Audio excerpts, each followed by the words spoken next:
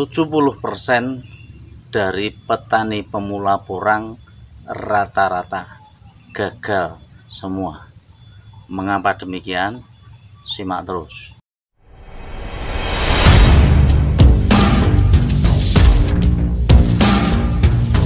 Assalamualaikum warahmatullahi wabarakatuh.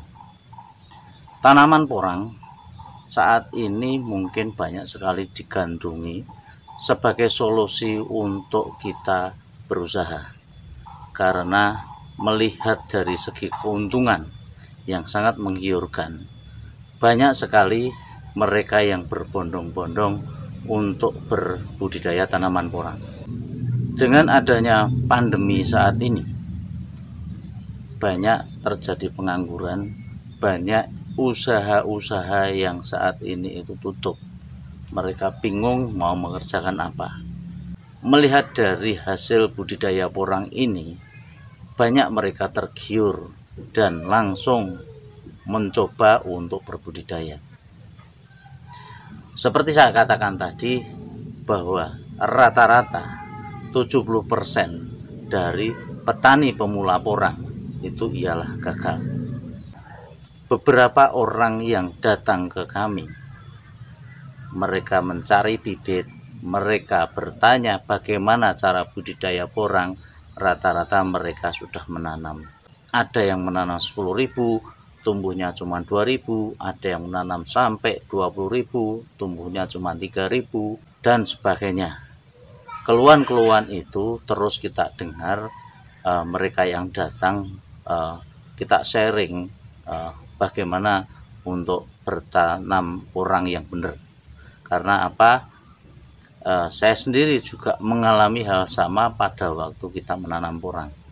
Minimnya pengetahuan tentang porang membuat banyak orang gagal. Kegagalan itu banyak faktor. Salah satu yang menyebabkan kegagalan, faktor utama ialah masalah bibit. Ya, minimnya pengetahuan tentang bibit porang yang punya kualitas. Akhirnya banyak sekali yang mereka menanam itu dari bibit-bibit yang seharusnya tidak layak tanam, seperti menanam pada bibit cabutan, menanam dari potesan baik katak maupun umbi, menanam bibit yang seharusnya tidak bisa ditanam. Banyak mereka yang dulunya beli bibit sampai harga 6 juta, sampai harga 9 juta, mereka habis. Nah, ini ada beberapa tamu yang kemarin pun yang cerita hal kayak gitu ke kita. Nah, mereka terkejut, mereka kaget dengan bibit yang dilihat di tempat kita. Oh, katak yang ternyata mereka tanam dulu itu berbeda kualitasnya dengan yang saat ini. Maka pertama, kegagalan dari petani-petani porang pemula rata-rata ialah dari bibit yang salah. Terus yang kedua, kegagalan yang dialami petani pemula itu karena menanam di luar musim. Ya, musim tanam porang itu ialah pada waktu mau hujan. Kalau di Jawa rata-rata dari bulan 9, bulan 10 sama bulan 11. Berarti di antara waktu itu ialah sudah bukan musimnya porang. Karena katak yang di sini, ini bibit porang kayak katak itu akan tumbuh dengan sendirinya pada waktu musimnya tiba. Tidak harus disemai, tidak harus dipaksakan. Itu akan tumbuh sendiri dengan sifatnya. Oleh karena itu, apabila menemukan biji katak ya, di luar musim itu, ada yang posting, ada yang masih menawarkan, patut sekali dicurigai. Bener nggak itu bibitnya punya kualitas atau bukan? Kegagalan yang kedua itu ialah disebabkan karena siklus porang yang tidak diketahui. Menanam secara asal, terburu-buru karena tergiur hasil, ingin membudidaya secepatnya. Ini yang membuat kegagalan yang kedua. Terus apa yang menjadi kegagalan yang ketiga? Kegagalan yang ketiga disebabkan karena minimnya pengetahuan juga tentang bagaimana budidaya porang yang baik dan benar.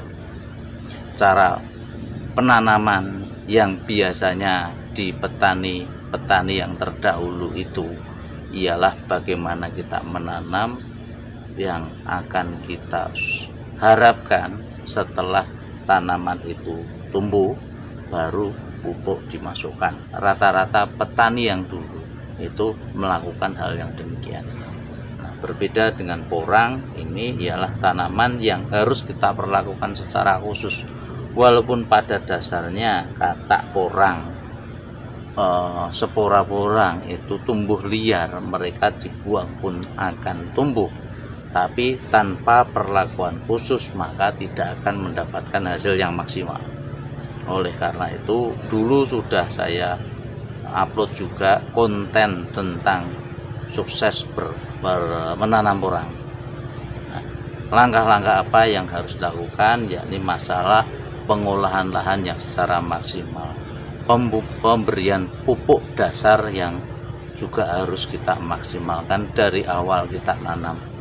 Biasakanlah membuat suatu tempat, nah, supaya tanaman itu bisa tumbuh maksimal.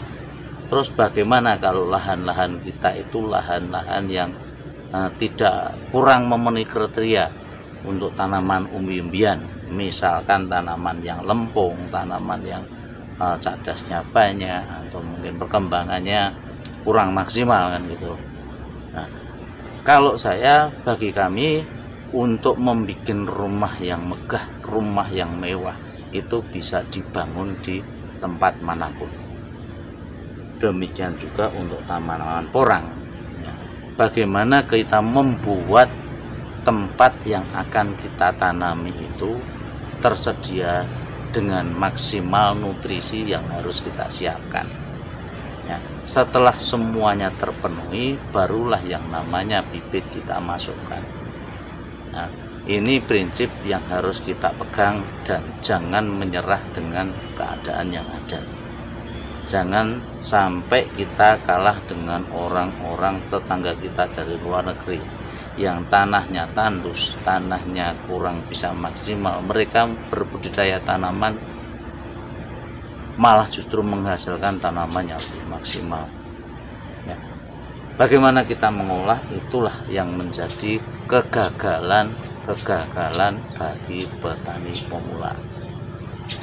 Maka saya harapkan ya, untuk petani-petani pemula, 3 faktor yang saya sebutkan tadi bisa diantisipasi dari sekarang. Apalagi kalau yang baru menemukan channel ini, silahkan nanti pertama mencarilah bibit yang berkualitas, bibit dari kata asli, atau mungkin bibit yang dari spora, atau bibit yang dari umbi.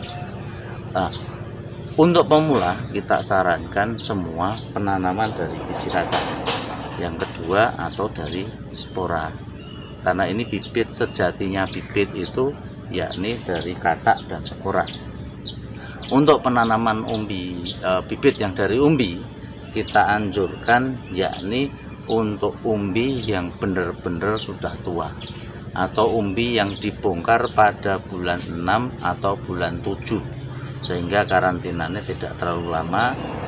Dan perlakuan dari kita bongkar sendiri untuk bibit yang dijadikan umbi, tolong diperlakukan sebagai umbi bibit yang bagus. Jangan sampai diperlakukan juga seperti kita kita bikin umbi produksi, ya, kita ambil, kita lempar-lempar dan sebagainya. Kalau memang itu mau dijadikan umbi bibit, ya perlakukan itu sebagai umbi bibit yang baik. Ya, mungkin dari saya yang saya bagikan itu. Terima kasih. Apabila ada pertanyaan, silahkan tulis di kolom komentar. Dari saya cukup sekian. Billahi taufiq wal hidayah. Wassalamualaikum warahmatullahi wabarakatuh.